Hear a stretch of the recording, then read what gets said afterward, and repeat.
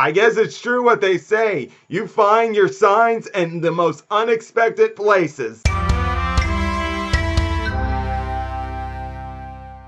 What's up, YouTubers of the world? MegaGeekMixer here to give you guys my review on Titans Episode 10, Fallen. So where we left off with was Grayson getting himself arrested so he can just be sent in jail. Oh yeah, very smart on that end, Grayson. And yet, he found the answers he was looking for, or more like the signs he was looking for, right in that prison. And that was just crazy. Because here's the thing, we all know how, so we all know how Grayson has gotten his identity as Nightwing in the comics. He got him through Superman. But here, oh no, they decided to do something different. They decided for him to find the sign he was looking for in prison. And it was in the most unexpected of places with his cellmates, the cellmates he was roomed with. And I gotta say, I also loved how it was these prisoners who were the ones who gave him that sign. I mean, yeah, it would have been cool to see Superman and all, but he's just been referenced in everything. And I really like it if we can always find a creative way to do things differently than how we all know how it goes. Because let's face it, if it went how we all knew it goes in the comics, it'd be a little different, but in the end still came from Superman. We would have been like, yeah, we knew that would happen, but this works out better. It works out completely better, and I loved it.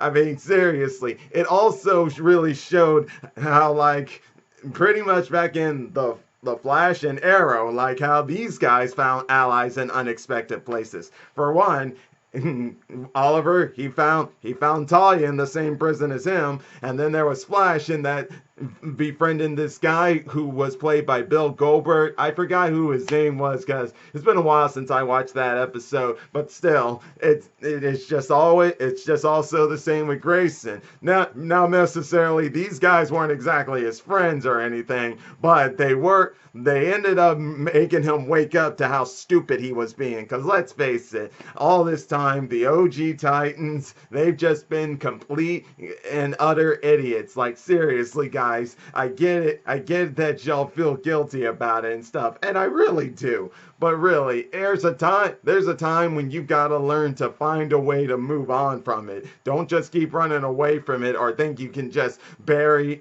it and it'll never come back to haunt you. Because no, unless you find a way to face it and accept everything that went through with it, will you be able to move on? Which was very much shown when Grayson first entered into the prison, because there was this officer guy who was actually trying to be something of an ally to him, saying like, you don't need this place, man.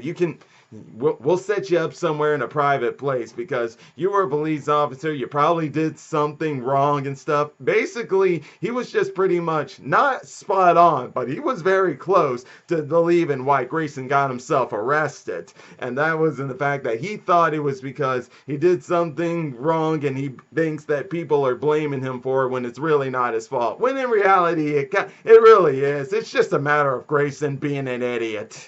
But still, maybe being an idiot was not so bad at all, because seriously, how he found his answers was unbelievable. So the prisoners he was with, they were all planning to escape because they were not murderers or criminals. They were immigrants because I suspect they live in Mexico. Yeah, I suspect they live in Mexico. And they were in a gang, but they wanted to leave the gang, and they crossed the borders into America. But of course, I guess ICE or something found them, and they ended up getting incarcerated and stuff. But even still, they wanted to leave the place so they can become free. That's the main reason why they left the gangs in Mexico or wherever they're from. And no matter what Grayson said, they weren't giving up. Especially this one kid, Lewis, who was telling him like how he knows that he'll be okay because the village he was from, they have something they believe in, a figure known as Alzu.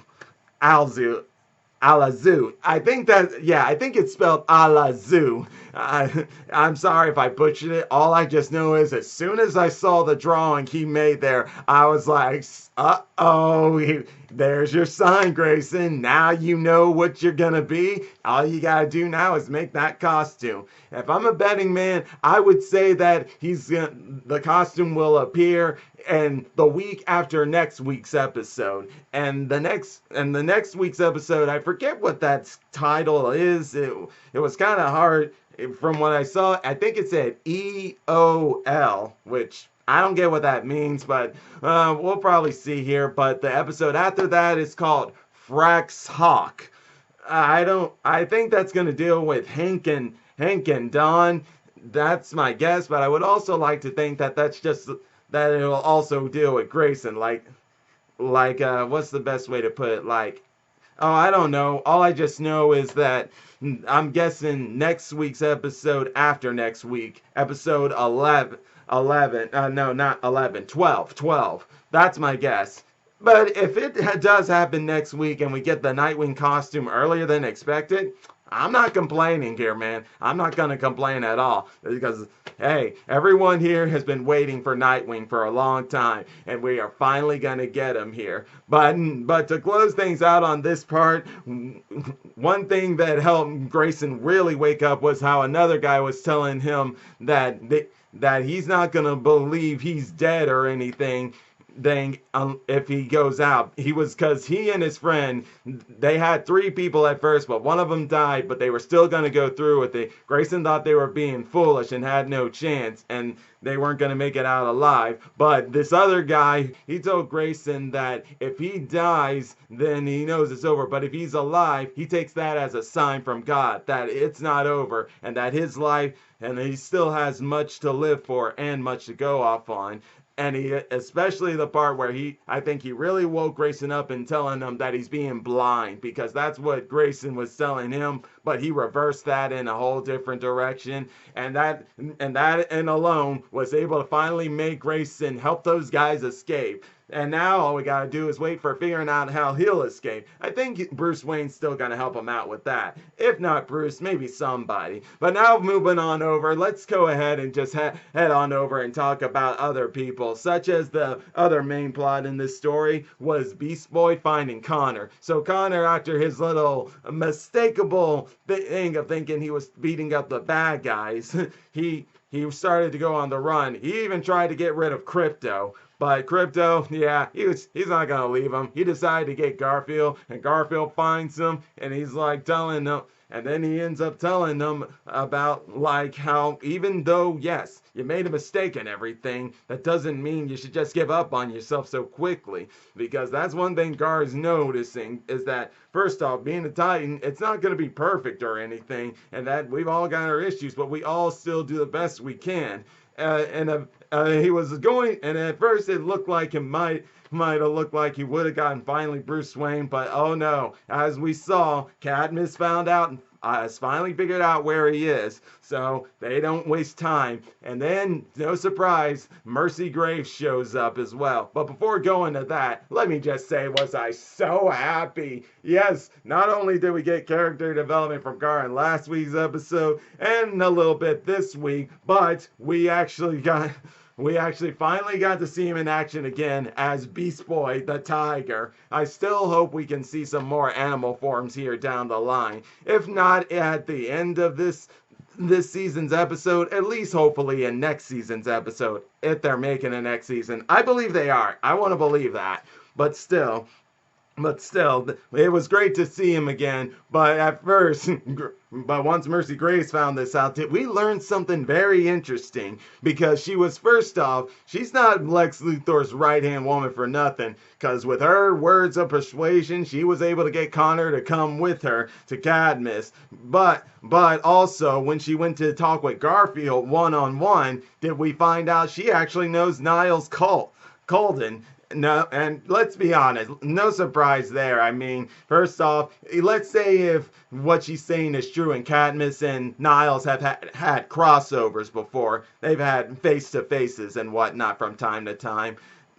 I can believe that to a degree. I can believe that, but at the But at the same time, let's be honest. Even if she didn't know, she could do a research and know exactly who he is and stuff. But it's also great to know the show that yes, we have been confirmed that the Doom Patrol TV series we see is not part of the Titans universe. But at least in this universe, they're still acknowledging the Doom Patrol that Garfield came from, the Doom Patrol that we met in season 1. So it could kind of be like saying like some of the characters we saw in season 1 that weren't in the Titans episode of season 1 aren't there, but still, Elasti-Woman, Robot Man, and Negative Man, and Niles Calden still exist in that universe, the Titans universe and stuff. So it's good to know that we can at least still confirm that part of season 1 still exists, because let's face it, some other parts that was back in season 1, it's almost like they've been retconned or whatnot.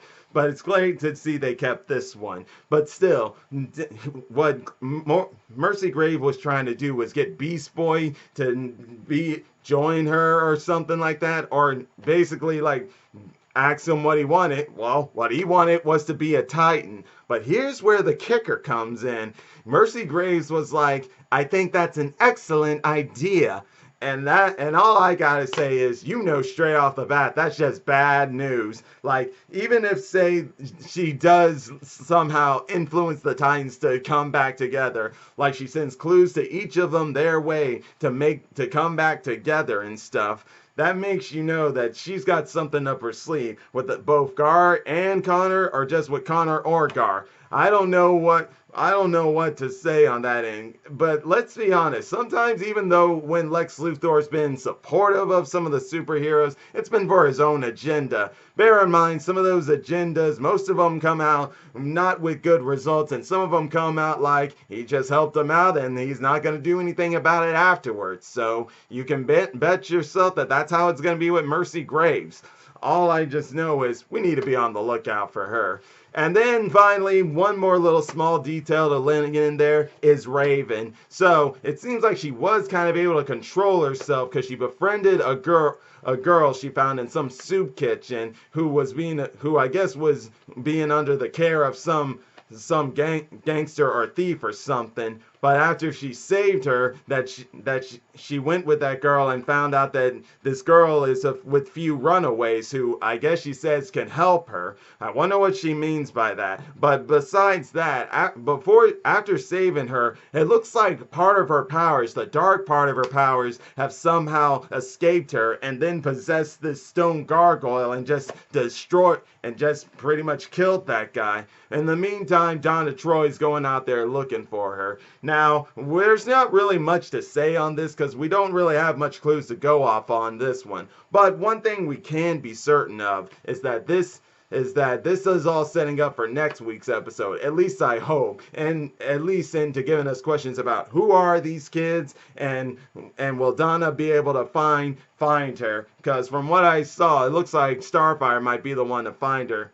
We didn't get Starfire in this episode, unfortunately. But it all last ended with Donna Troy trying to return to the tower and found out that it's been attacked. So you definitely know the Titans are going to need to get back together on this one. And hopefully by doing this, it'll finally make the OG Titans to really wake up and realize that we can't keep keep being in the past and feeling sorry for ourselves, because that's not going to change what the world is, that the world needs the Titans. But that'll be all for today, guys, and all I gotta say is I can't wait for these last few episodes, especially after we were given that sign from Grayson through that guy Lewis about Alazu, a bird that comes out in the night to protect them. I like that. I really like that story there.